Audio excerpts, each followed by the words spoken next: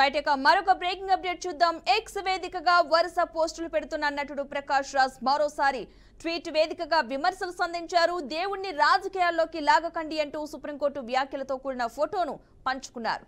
ప్రస్తుతం ఈ tweet viral గా మారింది. ఇటీవల పవన్ దీక్షను తప్పుపడుతూ ప్రకాష్ రాజ్ ట్వీట్ చేశారు. అప్పటి నుంచి ఒకటి తర్వాత ఒకటి ట్వీట్లు పెడుతూనే ఉన్నారు.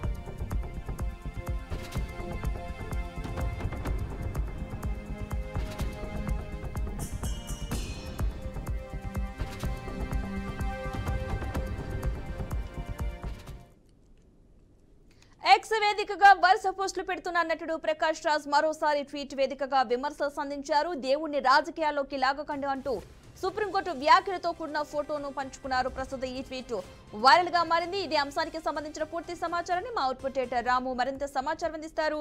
రాము, చెప్పండి, ప్రకాష్ రాజ్ ట్వీట్ కి సంబంధించిన అప్డేట్స్ ఏంటి? రాము, ప్రస్తుతం ప్రకాష్ రాజ్ చేసిన విమర్శలు అయితే బయటకు వస్తున్నాయి. ఆ ట్వీట్ కి సంబంధించిన అప్డేట్స్ ఏంటి? పద్మ, ముఖ్యంగా గత నెల రోజుల నుంచి దేశవ్యాప్తంగా తిరుమల లడ్డు పైన వివాదం జరుగుతున్న విషయం మనకు తెలిసింది. ఈ వివాదానికి సంబంధించిన విషయాన్ని తాజాగా ఈరోజు సుప్రీంకోర్టులో జరిగిన విచారణలో ఎలాంటి పూర్తి ఆధారాలు లేకుండా లడ్డు వినియోగించే నెయ్యిలో కల్తీ జరిగిందంటూ ప్రభుత్వ ప్రకటన చేయడంపై సుప్రీంకోర్టు సీరియస్ అయిన చూడొద్దు. అట్లాగే ప్రకటనలు చేస్తున్న కోట్లాది మంది భక్తుల మనోభావాలు దెబ్బతీస్తున్నారంటూ ఆగ్రహం వ్యక్తం చేయడం జరిగింది.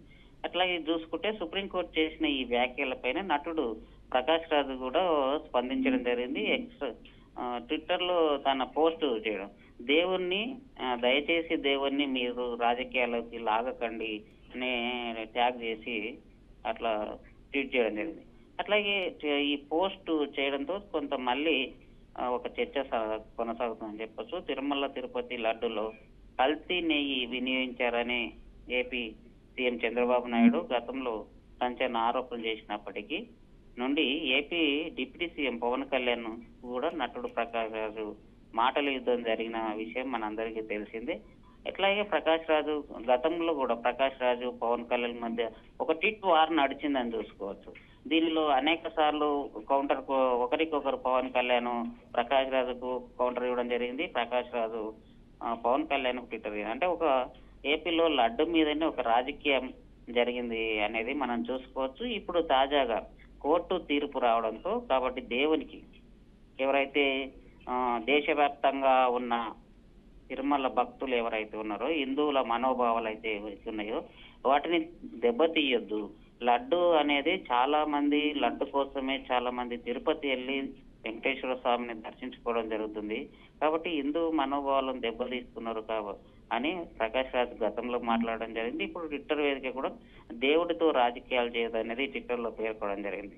ఏది ఏమైనప్పటికీ సుప్రీంకోర్టులో ఒక చర్చ కొంత పాజిటివ్ గా వచ్చినప్పటికీ ప్రభుత్వానికి ఎదురు దెబ్బ తగిలిందని చెప్పుకోవచ్చు. మొత్తానికైతే దేవుని విషయంలో ఎవరైనా అన్ని సాక్ష్యాధారాలు ఉన్నప్పుడే, ఖచ్చితమైన సమాచారం ఉన్నప్పుడే వీటన్నిటిపైన చర్చకు రావాల్సిన అవసరం ఉంటుంది. కాబట్టి ఈ వాయిదాను మళ్ళీ వాయిదా వేయడం జరిగింది దీనికి సంబంధించిన. అందుకే దీన్ని ప్రకాష్ రాజు తీసుకొని దేవునితో రాజకీయాలు చేయొద్దు అనేది ట్విట్టర్ వేదికగా పేర్కొనడం జరిగిందని చెప్పొచ్చు. Padma. Right, thank you Ramu.